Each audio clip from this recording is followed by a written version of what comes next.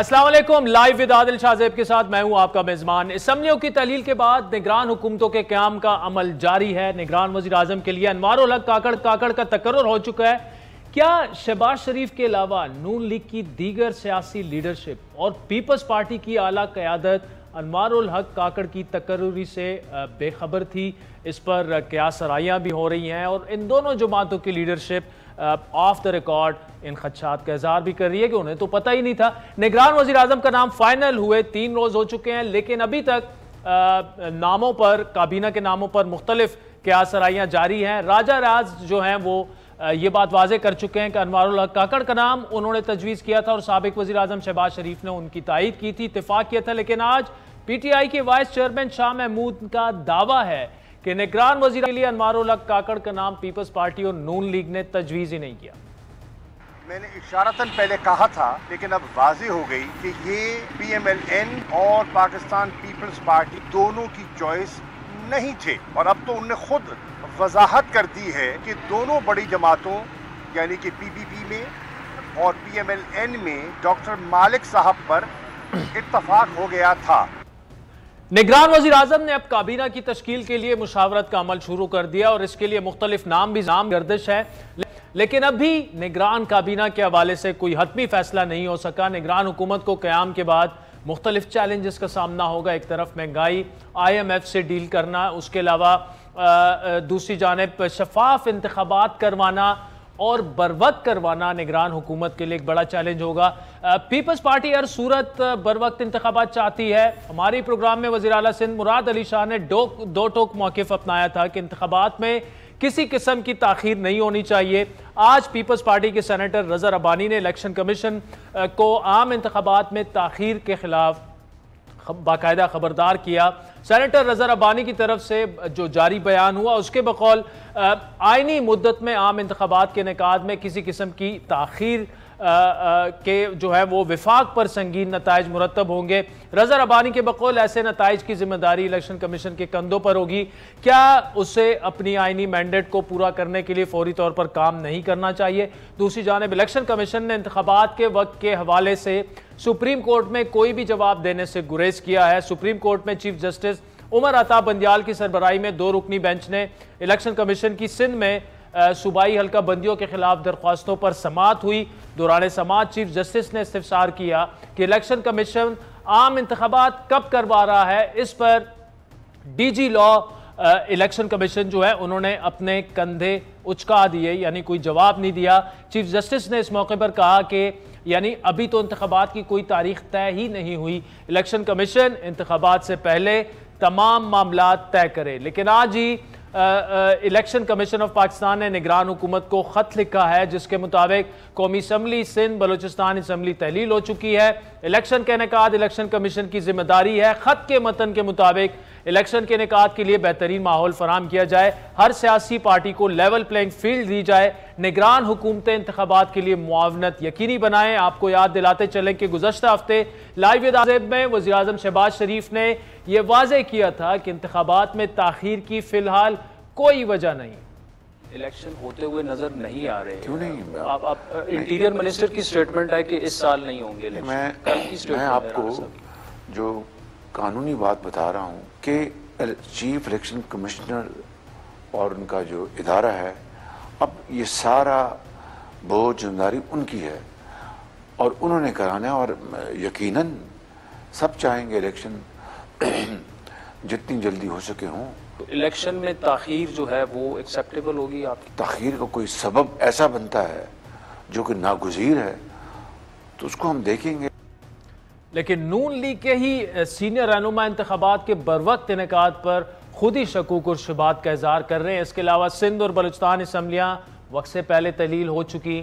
بلوچستان کے نگران وزیر اعلیٰ کے حوالے سے ابھی تک کوئی نام فائنل نہیں ہوا۔ وزیر اعلیٰ بلوچستان اور لیڈر آف اپوزیشن کے پاس آج آخری دن ہے۔ اس سے قبل دونوں رہنماؤں نے جو ان کی ملاقاتیں ہوئیں ان میں بھی کوئی نام فائنل نہیں ہو سکا۔ سندھ کے نگران وزیر اعلیٰ کے لیے वज़ीर आला सिंध मुराद अली शाह कायदे हिज़्ब इख्तिलाफ राना इंसार ने जस्टिस रिटायर मकबूल बाकिर के नाम पर इत्तेफाक कर लिया है, जो कि एक नॉन कंट्रोवर्शियल पर्सनालिटी समझे जाते हैं और आज हमें प्रोग्राम में वो ज्वाइन भी करेंगे। इन तमाम मामलात पर और मुस्लिम लीग नून की सियासत पर बात करने के लिए हमारे साथ मौजूद है नून लीग के नायब सदर इंजीनियर खुर्रम दस्तगीर, जबकि अगले सेगमेंट में हमें ज्वाइन करेंगे साबिक वज़ीर आला बलूचिस्तान और बलूचिस्तान अवामी पार्टी के रहनुमा जाम कमाल साहब। खुर्रम दस्तगीर साहब, thank you so much for joining us. हुकूमत ख़त्म होने से पहले तारीखें दी जा रही थी, खुद प्राइम मिनिस्टर उस वक्त के शहबाज शरीफ साहब ने कहा कि अगले माह नवाज शरीफ साहब वापस आ जाएंगे। अब आपके सीनियर रहनुमा ये कह रहे हैं कि रिस्क ज़ीरो होने तक नवाज शरीफ की वापसी का हम रिस्क नहीं लेंगे। मियाँ साहब को अब आने में रिस्क क्या है? जब वो अपनी गवर्नमेंट थी उसमें तो ज़ीरो रिस्क था, उसमें भी नहीं आए, अब क्या खदशात क्या हैं? जी मैं सिर्फ क्या सराही कर सकता हूँ जो हमारे एक सीनियर रहनुमा ने बात की है एक टेलीविज़न इंटरव्यू में, और वो यही है कि जो अभी शायद एक कुछ ठहराव आया था हुकूमत और सुप्रीम कोर्ट के और पार्लियामेंट और सुप्रीम कोर्ट के दरमियान, लेकिन पार्लियामेंट के तहलील होते ही सुप्रीम कोर्ट ने एक दफ़ा फिर जो है वो अपने तई एक और फैसला दिया जिसमें पार्लियामान के बनाए हुए कानून को उन्होंने गैर आइनी करार दे दिया। तो लिहाजा वो एक दोबारा इंडिकेशन आई है कि वो तनाव जो है वो ख़त्म नहीं हुआ। तो अगरचे हम अल्लाह ताला की करम से बहुत पुरुमीद हैं कि इस्लामाबाद हाई कोर्ट जो है वो मियां नवाज शरीफ की जो नैब कन्विक्शन है उसको ओवरटर्न कर देगा, उनको बरी कर देगा, लेकिन सुप्रीम कोर्ट में बहरहाल एक खदशा मौजूद है क्योंकि उनका जो झुकाव है और उनका जो इस वक्त का जो सुप्रीम कोर्ट है जिसमें अब दुरुस्त मानों में साबित हुआ है उस फैसले से, जिस तरह एक सुप्रीम कोर्ट के जज ने अपने एक नोट में लिखा था कि ये इंसाफ की कबा पहने हुए सियासतदान है, this is a politicians in ropes. या एक और जज साहिबान ने जो अभी भी बेंच पर मौजूद हैं उन्होंने लिखा था कि ये एक साम्राज्य सुप्रीम कोर्ट है, it is an imperial supreme court. वही सिर्फ एक खदशा है और कोई खदशा नहीं है कि सुप्रीम कोर्ट की जो साम्राज्य सूरत हाल है वो कहीं नवाज शरीफ के सामने रुकावट ना बने। अच्छा खुर्रम साहब, मैं भी जरा डायरेक्टली आपसे सवाल करता हूँ। इससे पहले हमने देखा 16 और 18 में एक कोर्ट्स को इन्फ्लुएंस किया गया, बहुत से लोग उस वक्त जो कोर्ट्स में थे या मुख्तलिफ ओहदों पे थे वो खुद उस बात की आज गवाही देते हैं। तो ऐसा कोई इन्फ्लुएंस या दबाव मौजूदा निगरान हुकूमत के बाद आप समझते हैं कि आपके अदलिया के खदशे के अलावा ये भी खदशा है कि टेकर सेटअप जो आ चुका है, मामलात थोड़े से बदल चुके हैं, इससे भी जुड़े कुछ खदशात हैं और अदलिया को दबाव का भी सामना करना पड़ सकता है डाउन द लाइन? जी हम तो इदारों को दबाव से आज़ाद करना चाहते हैं, लेकिन गालिबन जो 2016 और 17 में एक मखसूस जाविये से दबाव का आगाज किया गया था उसके असरात गालिबन आज भी बाकी हैं, जो कि हमने इस फैसले में दोबारा देखे हैं जो आया सुप्रीम कोर्ट की तरफ से। तो हम तो चाहते हैं कि दुरुस्त फैसला हो और जो इस्लामाबाद हाई कोर्ट है वो अपना डिसीजन जो है वो बगैर किसी दबाव के करे, और फिर सुप्रीम कोर्ट में अगर ये जाएगा भी, जिस तरह शुनीद यही है कि वहां तक पहुंचेगा, तो फिर वहां भी अगर मौजूदा चीफ जस्टिस के होते हुए ये मामला उन तक पहुंचता है तो हम फिर एक दफा फिर इस्तदा करेंगे कि वो फुल कोर्ट बनाकर उसका फैसला करें। तो सुप्रीम कोर्ट के अंदर की जो दरारें हैं और वो उसके अंदर की जो एक धड़ाबंदी है वही हमारे लिए खदशात का बायस है। अच्छा खुर्रम साहब, वैसे एक सवाल ये भी पूछा जा रहा है, आपके कारकुनानों, आप थोड़ा सा अगर सोशल मीडिया को भी क्लोजली बड़ा मॉनिटर करते हैं, जाके देखें कि जी 16 महीने की गवर्नमेंट में you have paid heavy political cost in 16 महीनों में, लेकिन आपके जो कायद है नवाज शरीफ साहब, ना तो वो वापस आ पाए, ना उनके मुकदमात ख़त्म हो पाए, और आखिर में जाते जाते एक ऐसे शख्स को प्राइम मिनिस्टर केयर टेकर आपको तस्लीम करना पड़ा जिन्हें एस्टैब्लिशमेंट से ज़्यादा क्लोज समझा जाता है। तो आपने हासिल क्या किया आपकी जमात ने?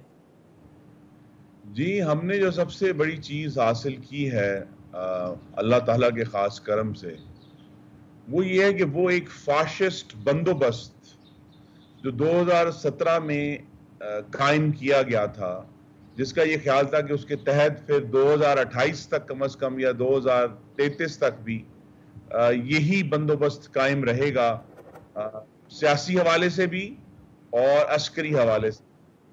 اس بندوبست کا توڑنا اور دوبارہ سے پاکستان کے عوام کے پاس ان کا حق حاکمیت لے کر جانا، یہ ہماری سب سے بڑی اللہ تعالیٰ کے کرم سے ایک اچیومنٹ ہے کہ معاملات جو بند ہو رہے تھے، عوام کا حق حاکمیت چھینا جا رہا تھا، وہ انشاءاللہ ابھی انتخابات میں بھی اور اس کے بعد آنے والی حکومت میں بھی عوام کے حق حاکمیت کے حوالے سے حالات بہتر ہوں گے. دوسرا جو بہت بڑی اچیومنٹ ہے وہ یہی ہے کہ معیشت کا استحکام اور خارجہ پالیسی میں جو ایک بہت بڑی مرمت کا کام کیا ہے شہباز شریف نے، ریپیئر کیے ہیں ہمارے ریلیشن، تو وہ بھی آنے والی حکومت کے لیے ایک بہت بڑا مثبت قدم اٹھا کر ہم جا رہے ہیں. اور اگر میں صرف اپنی ذمہ داری کی بات کروں تو پچھلے سال کے مقابلے میں آج پاکستان میں 5000 میگا واٹ نئی بجلی ہم سسٹم میں ڈال کے گئے ہیں، جس کی وجہ سے اس سال لوڈ شیڈنگ کی صورتحال بھی عمومی طور پر بہتر رہی ہے. تو ان کے لیے بھی آسانی ہے کہ آنے والے جو حکومت ہوگی، عوام منتخب کریں گے، ان کے لیے انرجی کے سیکٹر میں بھی صرف یہ ایک چیلنج ضرور ہوگا کہ بجلی کی قیمت کم کیسے کی جائے، لیکن ہم الحمدللہ پاکستانی ایندھن سے بنی ہوئی بجلی جو ہے ان کو وافر مقدار میں میسر ہوگی. ٹھیک. خرم صاحب، کیا کاکڑ صاحب کے بطور نگران کیئر ٹیکر پرائم منسٹر بننے پر نواز شریف صاحب کو اعتماد میں لیا گیا؟ کیا یہ ان کا بھی فیصلہ ہے اور وہ اس فیصلے سے خوش اور مطمئن ہے؟ اور اگر اعتماد میں لیا گیا تھا تو کس سٹیج پہ لیا گیا؟ کیونکہ ہماری اطلاعات تو یہ ہیں کہ وہ تو آخر تک 2-3 گھنٹے پہلے تک اپنے ہی نامنی جو کہ اسحاق ڈار صاحب تھے اسی پر اڑے رہے. یہ ہوا کیسے؟ اور کیا ابھی اس وقت وہ خوش ہیں؟ ان کا کوئی ورژن آیا نہیں ہے سامنے ابھی تک؟ جی، یہ جو آخری گھنٹوں کی تفصیلات ہیں یہ ابھی تک ہمارے سامنے نہیں ہے، اور سب سے بہتر یہی ہے کہ سابق وزیر اعظم شہباز شریف، جن کا آپ نے انٹرویو بھی کیا ہے حالیہ دنوں میں، وہ خود آ کر قوم کے سامنے یہ سارے شیئر کریں یا پارٹی کے ساتھ شیئر کریں. ابھی تو کچھ دن جو ہیں وہ سب لوگ اپنے اپنے حلقوں میں جا کر صورتحال کا جائزہ لے رہے ہیں، تو مجھے امید ہے کہ آنے والے دنوں میں یہ بھی جو تفصیلات ہیں یہ باہر آ جائیں گی. ٹھیک. خرم صاحب، میں اس وجہ سے پوچھوں، دیکھیں شہباز شریف صاحب تو آن ریکارڈ کہہ چکے ہیں کہ کاکڑ صاحب جو ہیں وہ ان کے بھی نامنی تھے، انہوں نے بھی انڈوز کیا اور بطور پی ایم ایل این کے پریزیڈنٹ انہوں نے کیا. لیکن میں یہ سوال بھی معلومات کی بنیاد پر ہی آپ کے سامنے رکھ رہا ہوں. آپ بڑے سینئر رہنما ہیں اور دونوں میاں صاحبان سے آپ کی بڑی قربت ہے، آپ کلوز بھی ہیں، کہ شاید نواز شریف صاحب جو ہیں اس سچویشن سے زیادہ خوش نہیں ہیں، اور آپ کی پارٹی کے وہ لیڈرز جو کہ ان سے قریب ہیں انہیں بھی شاید اعتماد میں نہیں لیا گیا تھا.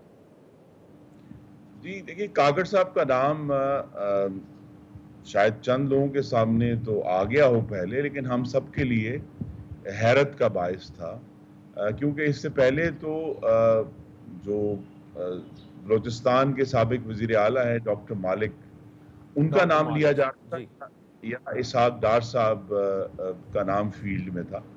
کاکڑ صاحب کا نام جو ہے وہ غالباً ایک، جس طرح ایسی صورتحال میں ہوتا ہے، ایک کمپرومائز کی صورت میں تمام سٹیک ہولڈرز نے اس کو اپروو کیا ہے. لیکن مجھے توقع ہے کاکڑ صاحب ایک سوبر پڑھے لکھے متین آدمی ہیں، بڑے عملیت پسند ہیں، پریگمیٹک ہیں، تو وہ اس سارے معاملے کو بہتر طریقے سے ہینڈل کر سکتے ہیں. اور اگر انہیں ضرورت ہے تو انہیں کوئی امر مانے نہیں ہے کہ وہ براہ راست قائد مسلم لیگ محمد نواز شریف سے بھی گفتگو کر سکیں.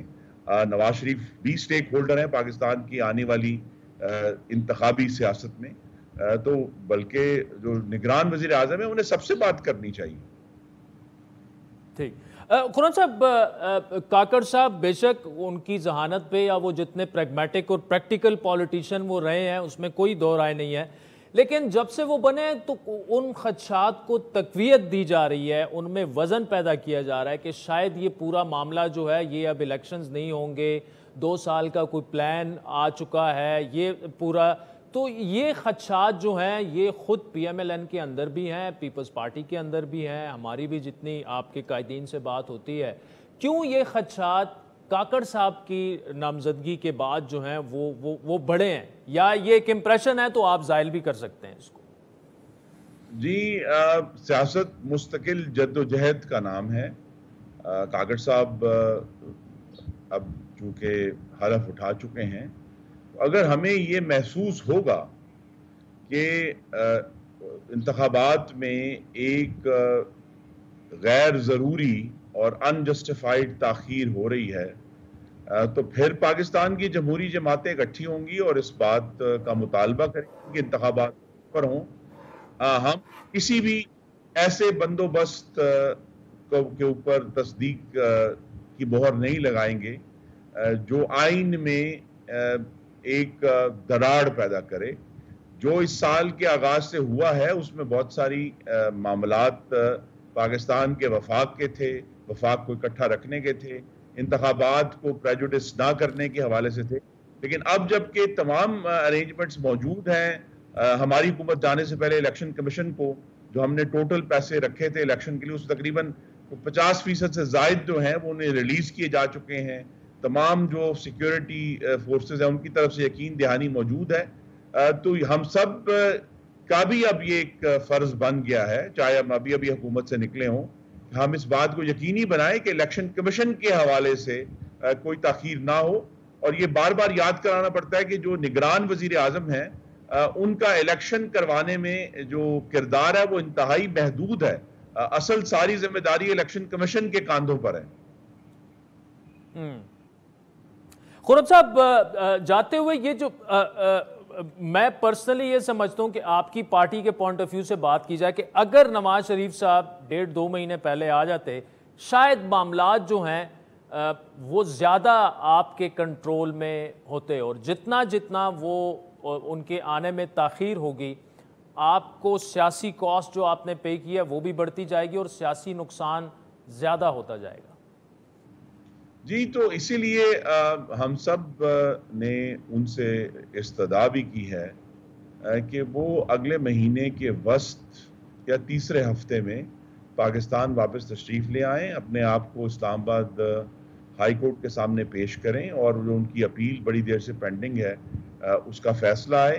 جو سپریم کورٹ کا فیصلہ تھا 2017 کا, وہ پارلیمان کی قانون سازی کی وجہ سے اس کے اوپر اب 5 سال کی قدغن لگ چکی ہے. تو ٹیکنیکلی سپریم کورٹ کے فیصلے کے حوالے سے تو میاں نواز شریف 28 جولائی 2022 سے ہی اہل ہو چکے ہیں پارلیمانی سیاست کے. اب یہ کنوکشن اوور ٹرن ہونی ہے, اور وہ انشاءاللہ مجھے تو یہ توقع ہے کہ وہ اگلے مہینے, جس طرح شہباز شریف صاحب نے پبلکلی اپنے ایک نجی ٹی وی کو انٹرویو دیتے ہوئے بھی کہا ہے کہ وہ اگلے مہینے کے وسط میں واپس آ جائیں گے.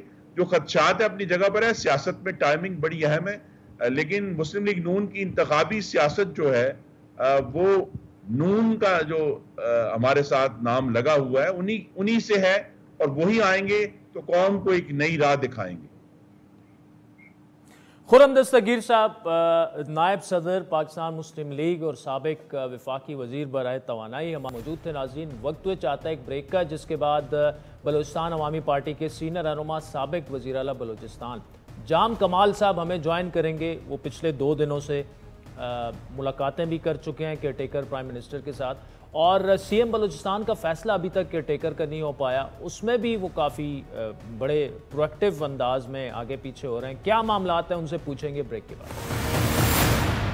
جی, ویلکم بیک ناظرین. خرم دستگیر صاحب کو آپ نے تفصیلی ان کی گفتگو سنی. دارالحکومت میں کیا معاملات چل رہے ہیں, نگران کیئر ٹیکر جو کیبنٹ ہے اس سے لے کر بلوچستان کی سیاست کس طرف جا سکتی ہے. ابھی تک وہاں پر کیئر ٹیکر جو سی ایم ہیں وہ بھی ابھی تک اناؤنس نہیں ہوئے. پھر بلوچستان عوامی پارٹی کا مستقبل کیا ہوگا, تفصیلی گفتگو کریں گے. ہمیں جوائن کیا ہے بلوچستان عوامی پارٹی کے سینئر رہنما, سابق ان کے سربراہ بھی رہے ہیں, اور سابق وزیر اعلیٰ بلوچستان جام کمال صاحب ہمارے ساتھ موجود ہیں. جام صاحب, thank you so much for joining us. Sir, پہلے تو تھوڑا سا ملکی سیاست کی بات کریں. آپ چونکہ کاکڑ صاحب کو کافی قریب سے بھی جانتے ہیں اور سارے معاملات کا آپ کو پتہ بھی ہے, کیا نون لیگ اور پیپلز پارٹی آخری وقت تک ان کے نام سے بے خبر تھی؟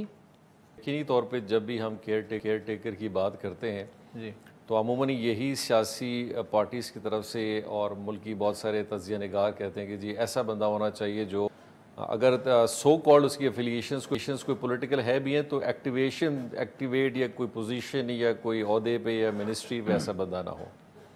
تو آئی تھنک سو اس ساری سچویشن میں کاکڑ صاحب کا نام جو آیا ہے جس پہ I am sure P M L N and leader of the opposition نے جو اپنا تجزیہ بنایا ہوگا, جی so whatever names must have been put in that selection, جی تو ان میں سے میرا خیال ساری چیزوں کو مد نظر رکھتے ہوئے یہ ایسا نام ابھرا ہوگا جس پہ لوگوں نے یہ فیل کیا ہوگا کہ ان پہ اعتراضات بھی نہیں ہوں گے, جی کوئی کنٹروورسی بھی نہیں ہے, ایک بڑا اچھا اسٹیٹ سمبل کو ریپرزینٹ جس طرح کاکڑ صاحب نے پچھلے 10-15 سال کی سیاست میں پاکستان کا کیا ہے, اور ان کے اوپر میرا خیال ایک بہت بڑا اسپیکٹ یہ بھی ہے کہ بینگ اے سینیٹر, سینٹ میں بہت سارے لوگوں نے ہمیشہ ان کو ایک اچھے ریپیوٹیبل انداز سے دیکھا ہے.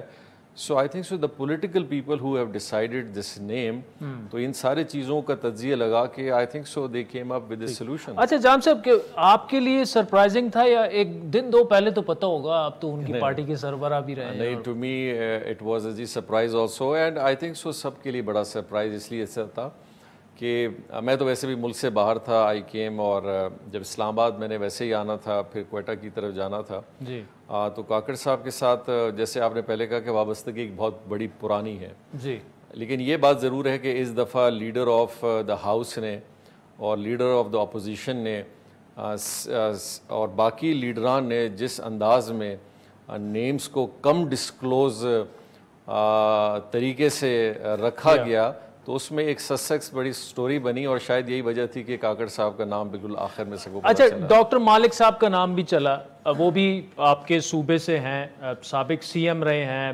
ان کی بھی ایک نان کنٹروورشل پرسنالٹی ہے, وہ بھی بن جاتے تو کیا آپ کی پارٹی اسی طرح ویلکم کرتی جس طرح انہوں نے کیا ابھی ان کو؟ دیکھیں, ڈاکٹر مالک صاحب کے حوالے سے دو چیزیں ہیں جو بڑی پرومیننٹ ہیں. ایک تو اپنے پارٹی کے ایک پریزیڈنٹ بھی ہیں, پارٹی کو آرگنائزر بھی اس کے وہ ہیں, جی, اور ایکٹیو پالیٹکس میں ان کا کردار رہا بھی ہے اور ابھی بھی ہے.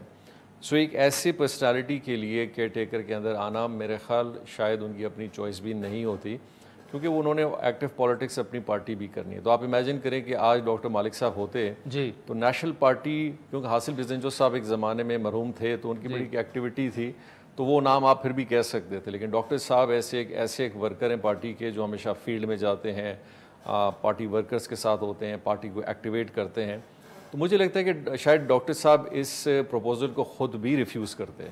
اچھا, ہاں, رکھا گیا ہوگا آئیڈیلسٹک پوائنٹ آف ویو سے بیکاز ان کی سینیورٹی ایسی تھی, لیکن میرا خیال جن دوستوں نے ان کا نام تجویز کیا ہوگا وہ ان ساری چیزوں کو انہوں نے ذہن میں نہیں رکھا کہ وہ ایک پارٹی کے بڑے بھی ہیں اور اگلے آنے والے الیکشن میں وہ ایک حصہ بھی لیں گے, تو ان ساری چیزوں کو میرا خیال وہ ایک کیئر ٹیکر گورنمنٹ کے لیے کمپرومائز نہیں کریں. جان صاحب, آپ بھی 2-3 دنوں سے کیپٹل میں ہیں, کیئر ٹیکر پرائم منسٹر سے بھی آپ کی ملاقاتیں اور وہ ہوئی ہیں, باقی بھی ملاقاتیں ہو رہی ہیں. کیا خیال ہے کب تک کیئر ٹیکر جو کیبنٹ ہے کب تک سامنے آ سکتی ہے؟ Should we expect like 24 hours میں, اور معاملات جو ہیں مشاورت کہاں تک پہنچ چکی ہے؟ ویسے تو دیکھیں جی, یہ ایک ڈیسیجن ہے جو کہ ایک پرائم منسٹر کا سبابدید ہے, جی, اور یقینی طور پہ پاکستان کے حالات کو دیکھتے ہوئے پرائم منسٹر جو بھی ایک ذہن بنائیں گے تو اس میں معیشت ہے, اس میں اسٹیبلٹی ہے, اس میں ایسے لوگوں کا چناؤ ہو اس پہ عموماً پاکستان اور پاکستان سے باہر لوگ ایک کم از کم ان کا ایک کانفیڈنس لیول ان پہ بحال ہو جو اس کو پرفارم بھی کر سکیں اور وہ کیپیسٹی بھی رکھتے ہوں. اسی وجہ سے شاید میرا خیال ہم دیکھیں گے کہ آنے والے 1-2 دن میں, یہ میری ایک اسمپشن ہے, میں انفارمیشن پہ بات نہیں کر رہا, تو جتنا پرائم منسٹر صاحب جلدی یقینی طور پہ کریں گے تو ان کی جو اسسٹنس ہے, کیونکہ انہوں نے اپنے کیبنٹ کو ساتھ لے کے ہی آگے پرفارم کرنا ہے, تو وہ جلد از جلد میرا خیال آنا چاہیے, اور جلد از جلد ہوپ فلی ہو جائے گا, کیونکہ کچھ انفارمیشن ایسی بھی ہیں کہ 2 منسٹرز ایسے ہیں جو کہ یہ شورٹی چاہتے ہیں کہ 3 مہینے سے زیادہ کا سیٹ اپ ہوگا. اب وہ شورٹی تو کاکڑ صاحب دے نہیں سکتے, ظاہری بات ہے. عموماً دل کا حال تو پوچھتے تو میرے خیال سبھی چاہیں گے کہ یہ زیادہ ہی ہو تو اور اچھی بات ہے. لیکن میرے خیال سے کچھ چیزوں کو, جیسے کہ جن شخصیات کی طرف آپ نے اشارہ کیا, بہت سارے لوگ جو اپنی لائف میں جنہوں نے ایک لیگیسی کسی نہ کسی فیلڈ میں اپنائی ہو اور پوری زندگی اس میں صرف کیا ہو, ان کے لیے ایک بڑا شارٹ ٹرم ٹائم پیریڈ ہے جس میں وہ کچھ فیکچولی امپروومنٹ لا سکتے ہیں. لیکن میرے خیال سے میرا آپ کے پروگرام کے توسل سے ایسے اشخاص کا ریکویسٹ بھی ہوگی کہ یہ ضرورت بھی ہے ملک کی, اور میرا خیال ہمیں ٹائم پیریڈ کو نہیں دیکھنا چاہیے, اس شارٹ پیریڈ آف ٹائم کو بیسٹ یوٹیلائزیشن کی طرف دیکھنا چاہیے. جان صاحب, کافی پولیٹیشینز سے ہماری بھی جو جب سے کاکڑ صاحب بنے ہیں اس معاملے پہ گفتگو ہوئی. ایک کنسرن ہے کہ کاکڑ صاحب کا بننا شاید ان خدشات کو ان کی تقویت دے رہا ہے کہ شاید یہ ایک ایکسٹینڈیبل کوئی 2 سال کا پلان ہے, کوئی کیا کہہ رہا ہے. آپ کو بحیثیت سیاستدان, آلدو وہ آپ کے بڑے اچھے دوست بھی ہیں اور بلوچستان عوامی پارٹی سے آپ کا ابھی بھی تعلق, آپ کو انتخابات ٹائم پر ہوتے دکھ رہے ہیں؟ مطلب اگر جتنے بھی ڈیلے ہو جائیں, فیبروری کہہ دیں, فیبروری مارچ میں آپ کو ہوتے دکھ رہے ہیں؟ ایک تو جی کاکڑ صاحب صرف میرے اور ہمارے بڑے اچھے دوست نہیں ہیں. آپ میرے خیال پاکستان میں چند ہی بہت کم ایسے لوگ ہوں گے جن پہ لوگ یہ کہہ سکتے ہیں کہ انہوں نے اپنا ایک بڑا اچھا, ہم تقریباً سارے صحافی یہی کلیم کرتے ہیں کہ ہمارے اچھے. میں تو کہتا ہوں کہ کاکڑ صاحب 70% آپ کی کمیونٹی کو ریپرزینٹ کر رہے ہیں, پاکستان کی اکیڈیمیا کو ریپرزینٹ کر رہے ہیں. یہی وجہ ہے شاید چند لوگوں کو, اور انہوں نے بھی ڈائریکٹلی کاکڑ صاحب کا نام نہیں لیا لیکن اپنے خدشات کسی اور نظریے سے پیش کیے ہیں. ہم نے دیکھا ہے کہ کوئی جب لوگوں کی اتنی بڑی ایکسیپٹنس کسی پرسنالٹی پہ ہو تو یقینی طور پہ وہ ان سب چیزوں سے بری و ذمہ ہے. جہاں تک آپ نے بات کی کہ الیکشنز کا اپنے وقت پہ ہونا, دیکھیں میرا خیال یہ پوری responsibility election commission of Pakistan پہ ابھی آتی ہے کہ الیکشن کمیشن آف پاکستان جو ہے وہ ہر اس پہلو کو دیکھے جس کے حوالے سے انہوں نے جلد از جلد الیکشن کرانے ہوں. آپ تو سپورٹ کریں گے بر وقت انتخابات ہوں؟ دیکھیں ایک لیگل ریکوائرمنٹ ہے, ایک کانسٹیٹیوشنل ریکوائرمنٹ ہے. آلریڈی کچھ ایسے سوالات یقینی طور پہ ملک میں جنم لے چکے ہیں, اور میرے خیال سے مزید اب ملک میں ایسی چیزوں کی گنجائش نہیں ہے کہ ہم کنٹروورسیز کو اور آگے بڑھائیں.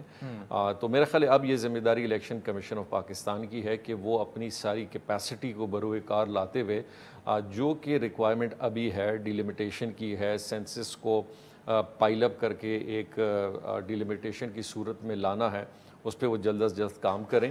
اور تاکہ گورنمنٹ کا دیکھیں فیسیلیٹیشن کا کام ہوگا, یقینی طور پہ وفاقی اور صوبائی حکومتیں اپنی فیسیلیٹیشن کریں گی جو ریکوائرمنٹ الیکشن کمیشن سے آئے گی. ٹھیک. جان صاحب ایک اور سوال پھر بلوچستان پہ آتے ہیں.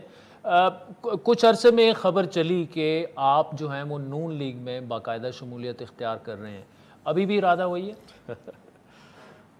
سیاسی پارٹیز کے ساتھ تعلق ہمارے فیملی کا بھی چلا رہا ہے, اور یقینی طور پہ سیاست میدان میں ہی سیاست ہم نے کرنی ہے. بلوچستان عوامی پارٹی میں شمولیت کے اس سے پہلے میں مسلم لیگ نون میں تھا, وہ میری فرسٹ پارٹی تھی لائف کی.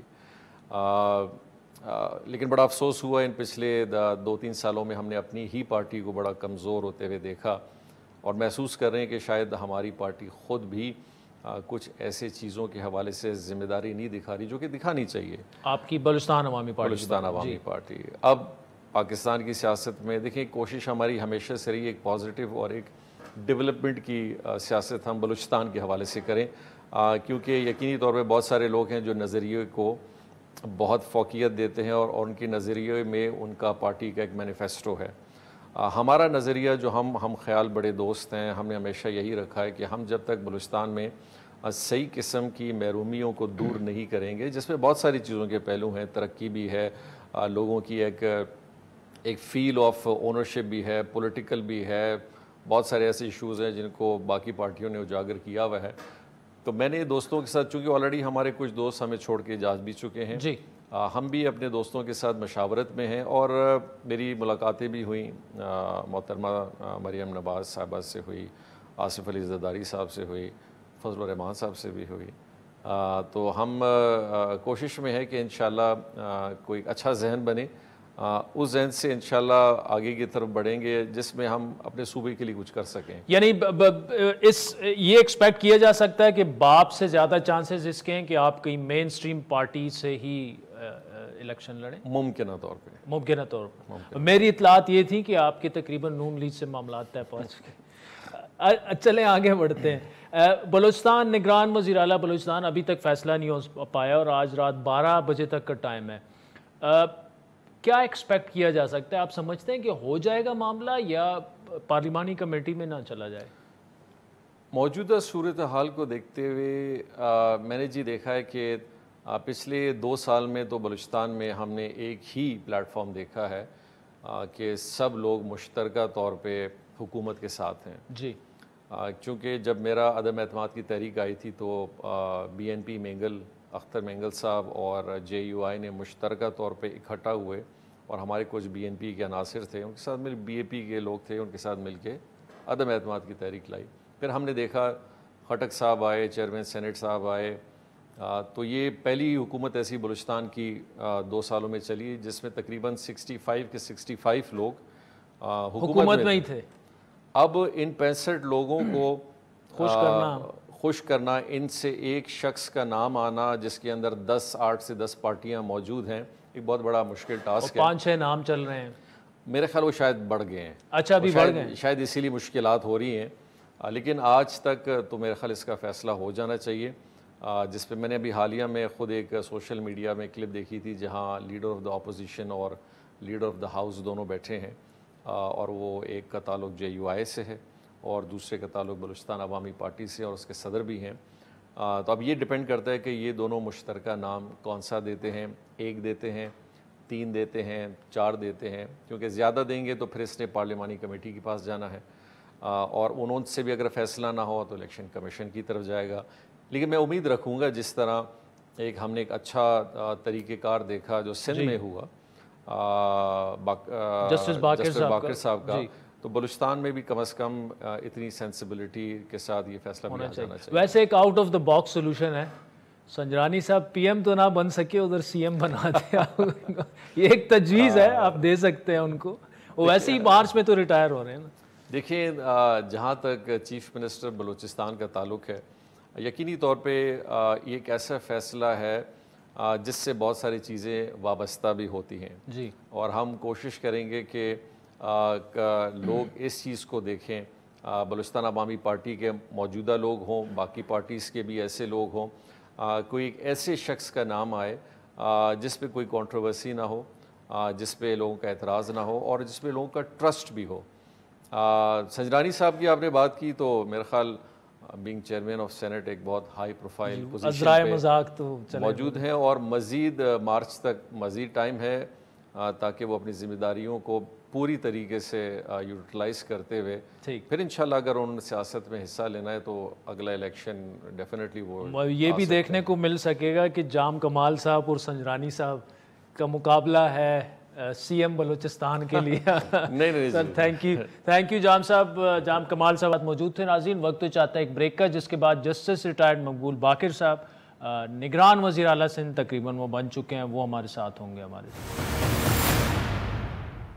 جی ویلکم بیک ناظرین. جس طرح پروگرام کے آغاز میں آپ کو بتایا تھا کہ جسٹس ریٹائرڈ مقبول باقر صاحب جو کہ نامزد وزیر اعلیٰ سندھ ہیں, نگران کیئر ٹیکر, وہ ہمیں پروگرام میں جوائن کریں گے اینڈ اٹس این آنر, کیونکہ بریک میں بھی انہیں میں بتا رہا تھا کہ ویو آلویز سین ہم ایز اے کانسٹیٹیوشنلسٹ. جو ان کے ڈیسیجنز رہے ہیں سندھ ہائی کورٹ ہو یا سپریم کورٹ ہو, تو ایک ایسے ٹائم میں بڑی چیلنجنگ جاب ہے جب یہ خدشات ہیں کہ جی الیکشن شاید ڈیلے ہو جائیں گے, شفاف ہوں گے نہیں ہوں گے. اور ہماری ایک تاریخ بھی رہی ہے پاکستان کی کہ شاید ہی کوئی ایسا الیکشن ہو جو کہ آگے جا کے نان کنٹروورشل ثابت نہ ہو. آلدو یہ ساری چیزیں تو الیکشن کمیشن نے کرانی ہوتی ہیں, لیکن پھر بھی ایک ایسے شخص جو کہ غیر متنازع ہیں ان کا ایسے عہدوں پر آنا ہی میرے خیال ہے کہ موجودہ حالات سے ملک کو نکالنے میں وے فارورڈ ہے. Justice retired Maqbool Baqir sahib, thank you so much for joining us.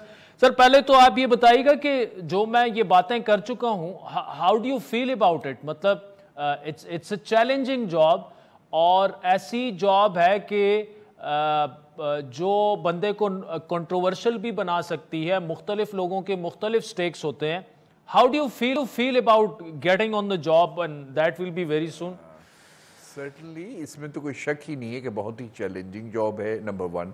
Number 2 یقیناً اس میں رسک ہے کہ آپ کا امیج یا ریپوٹیشن متاثر ہو جائے, اور میں یہ سمجھتا ہوں کہ اس میں مجھے بہت ہمت جوڑنی پڑی اور بڑی اپنے آپ کو آمادہ کرنے میں مجھے ذرا سا مشکل ہوئی, لیکن بہرحال کہ رسک لی جاتی ہے. اگر آپ کو کوئی اچھا کام کرنا ہے, کوئی خدمت کرنی ہے, تو اس کے لیے آپ کو ان باتوں کے لیے آمادہ کرنا پڑتا ہے اپنے آپ کو, اور اللہ تعالیٰ کی انشاءاللہ مشیت ہوئی تو اس چیلنج سے سرخرو ہوں گے آپ لوگوں کے تعاون سے, دوسرے اسٹیک ہولڈرز کے تعاون سے.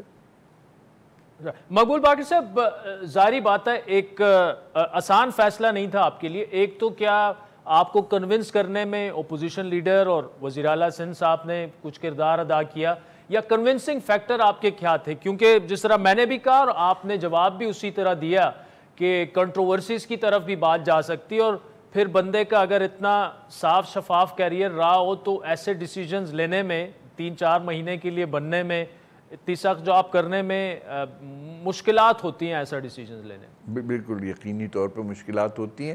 دیکھیں میں نے عرض کیا کہ وہ جو ایک موونگ اسپرٹ تھی وہ تو یہی تھی کہ بھئی اب کچھ کرنا چاہیے, اور صرف اپنے آپ کو بچا کے رکھنے سے تو میرے خیال سے تھوڑی بہت خود غرضی ہو جائے گی. جن لوگوں نے مجھ سے اس حوالے سے رابطے کیے اور بات کی تو انہوں نے یہ بھی کہا کہ مے بی وی میں ساؤنڈ سیلفش, لیکن نہیں, آپ کو آنا چاہیے اور آپ کو یہ منصب اور یہ ذمہ داری قبول کرنی چاہیے. ٹھیک. مقبول باقر صاحب, کچھ ایسے خدشات ہیں, میں نے آپ کے چند انٹرویوز بھی دیکھے جس میں آپ نے یہ فرمایا کہ یہ الیکشن کمیشن کا کام ہے, لیکن آبویسلی آپ بہت سی چیزیں بطور سی ایم اور یہاں پر جو کیئر ٹیکر پرائم منسٹر ہے وہ انشور کروا سکتے ہیں. یہ جو خدشے ہیں کہ جی شاید فیبروری سے بھی ڈی لیمیٹیشنز ہونے کے بعد بھی الیکشنز جو ہیں وہ ڈیلے ہو سکتے ہیں, ملتوی کی جا سکتے ہیں, 2 سال کا سیٹ اپ اور وہ آ سکتا ہے, لیکن آئین میں ایسی چیزوں کی گنجائش نہیں ہے. ان خدشات کا آپ کو بھی علم ہوگا, سر اس پر کیا کمنٹ کریں گے آپ؟ دیکھیں میں عرض کروں کہ مجھے ان خدشات کی کوئی فی الحال کوئی ایسی بنیاد نظر نہیں آتی. بہرحال جو بھی ہوگا وہ قانون اور آئین کے مطابق ہونا چاہیے, اور بعید قانون جو ہے وہ میرے خیال سے کسی کے لیے بھی قابل قبول نہیں ہوگا. ٹھیک. اچھا سر, ایک پوائنٹ آف ویو ہے, you might have a different view کہ 1970s کے بعد یہ کیئر ٹیکر والا معاملہ جو ہے یہ آتا ہے. اب تو چونکہ ایک روایت بھی چلی آ رہی ہے, اس سے پہلے تو یہ it was not part of constitution, یہ جو کیئر ٹیکر کیبنٹ, اور دنیا میں یہ مثالیں بڑی کم ہیں کہ کیئر ٹیکر سیٹ اپ آ جائے اور وہ الیکشن کروائے. آپ کے خیال میں موونگ فارورڈ, اور جتنی کنٹروورسیز اس سے جنریٹ ہو جاتی ہیں, مطلب اب دیکھیں کے پی میں کیبنٹ آئی, ان کو سب کو ریزگنیشنز لینے پڑے 3 مہینے, کوئی زیادہ ان کی پرفارمنس نہیں رہی. وے فارورڈ آپ کے خیال میں کیا ہے کہ اس سے یہ کنٹروورسیز اور خصوصاً الیکشن کے اراؤنڈ کنٹروورسیز جو ہیں وہ ختم ہو سکیں؟ بس وہ یہی ہے کہ فی الحال جو آئین میں اس وقت طریقہ کار ہے اس سے تو روح گردانی نہیں کی جا سکتی. فی الحال ہمارے پاس یہی میکینزم موجود ہے, اسی کو استعمال میں لایا گیا ہے, تو اس میں جو بہتر سے بہتر کاوش ہو وہ کرنی چاہیے تاکہ کنٹروورسیز جنم نہ لیں, اور قانون اور آئین کا احترام کرتے ہوئے فیئر اور فری الیکشن کے انعقاد کی کاوش ہر طرف سے ہونی چاہیے. ٹھیک. سر یہ بھی بتائے گا کہ ابھی تو خیر آپ جب حلف وغیرہ اور یہ ساری چیزیں جب فارمل ایک وہ ہو جائے گا, کیا اس کے بعد کیئر ٹیکر کیبنٹ کے لیے آپ مشاورت کا آغاز کریں گے یا آلریڈی کر دیا گیا ہے؟ نہیں, ابھی نہیں ہوا, کیونکہ ابھی تو میں نے عہد بھی نہیں لی ہے. اس کے بعد پھر باقاعدہ جب سلسلہ شروع ہوگا تو مشاورت کا عمل بھی شروع ہوگا. اور جیسے صاحب جو اس وقت جو ملکی حالات چل رہے ہیں, ایسے میں نگران سیٹ اپ پر بھی بھاری ذمہ داری ہوتی ہے, چاہے وہ پروونشل ہو چاہے وہ فیڈرل ہو. اگر آپ سے یہی سوال ایک کیا جائے کہ جو فیڈرل میں کیئر ٹیکر پرائم منسٹر صاحب تو آ گئے ہیں, پھر کیبنٹ بھی بن جائے گی, صوبے کی ذمہ داری اور وفاق کی ذمہ داری میں کیا فرق ہے, نوئنگ کہ وفاق میں ایک معاملہ چل رہا تھا 1.5 سال احتجاج ہوئے ایک پارٹی کے, پھر وہ جو سیاسی معاملات چلے ہمارے وہ چلے, کتنا چیلنجنگ ہوگا آپ کے خیال میں وفاقی نگران حکومت کے لیے معاملات کو سنبھالنا اور آگے لے کے جانا اور ایک شفاف الیکشن ڈیلیور کروانا؟ یقیناً یہ ایک بڑا چیلنج ہے. دیکھیں ملک کافی دشوار گزار راہوں سے گزر رہا ہے, اور الیکشن کے حوالے سے بھی, کیونکہ ہماری ہسٹری ایسی رہی ہے کہ الیکشن صاف شفاف قانون اور آئین کے مطابق ہوں. یہ بذات خود ایک چیلنج ہے, لیکن اس سے عہدہ برا ہوا جا سکتا ہے, اور مجھے امید ہے کہ وفاق میں بھی انشاءاللہ یہ کامیابی سے اپنے اس فرض کو انجام دے پائے گی وفاقی حکومت بھی. ٹھیک سر, آخر میں آخری سوال آپ سے کہ اگین موجودہ ملکی حالات میں یہ سارے خدشات اور وہ ہیں, I'm really glad and I'm thankful کہ میں نے آپ کے سامنے جو سوالات رکھے جو میرے ذہن میں تھے وہی رکھے, اینڈ آپ نے you have honored us کہ آپ نے بالکل ٹو دا پوائنٹ اور اس کے جوابات بھی دیے. پارٹیوں پر پابندیوں کی بھی بات کی جاتی ہے, انتخابی نشانات کی بھی بات کی جاتی ہے, اس سے ظاہری بات ہے پھر الیکشن کی شفافیت پر سوالات اور یہ ساری چیزیں تو اٹھیں گی. And knowing you and your career, تو شاید آپ جتنی آپ کوشش کر سکتے ہیں وہ آپ ہونے تو نہیں دیں گے, لیکن اگر پھر بھی ہو گیا اور آپ کو یہ اندازہ ہو کہ یہ سیٹ اپ جو ہے شاید ماورائن آئین ہو جو بھی ہو یہ اب پرولونگ کروایا جا رہا ہے, اس پر آپ کا کیا مطلب؟ یہ مفروضے پر مبنی سوالات ہیں, لیکن اگر اس پر ابھی آپ کی کلیئرٹی آ جاتی ہے تو وی وڈ بی گریٹفل. دیکھیں میں فی الحال تو یہی کہوں گا کہ ہمیشہ اچھی امید رکھنی چاہیے اور بے بنیاد خدشات کو پالنا نہیں چاہیے. اپنے آپ کو بھی پریشان کرنے کی بات ہے, انشاءاللہ بہتر ہوگا. اور جب آپ انشاءاللہ کوئی بھی, اور جو پاکستان کے عوام ہیں, لوگ ہیں ہمارے, وہ انشاءاللہ مایوس نہیں ہوں گے, اور کم از کم میری ذات سے مایوس نہیں ہوں گے انشاءاللہ تعالی. Justice retired Maqbool Baqir sahib, thank you so joining اس. ناظرین آپ نے سنا جس طرح میں نے جسٹس صاحب کو پہلے بھی کہا کہ ان کے پورے کیریئر پر نظر ڈالی جائے تو وہ ایک کانسٹیٹیوشنلسٹ ہیں, میرٹ پر انہوں نے بڑے ڈیسیجنز کیے ہیں اور عوام کی توقعات بھی ہیں, لیکن جوابات آپ نے سنے تو آئی ہوپ کہ وہ عوام کو مایوس نہیں کریں گے. Fingers cross. وقت چاہتے ہیں ایک بریک کا, جس کے بعد آپ سے دوبارہ.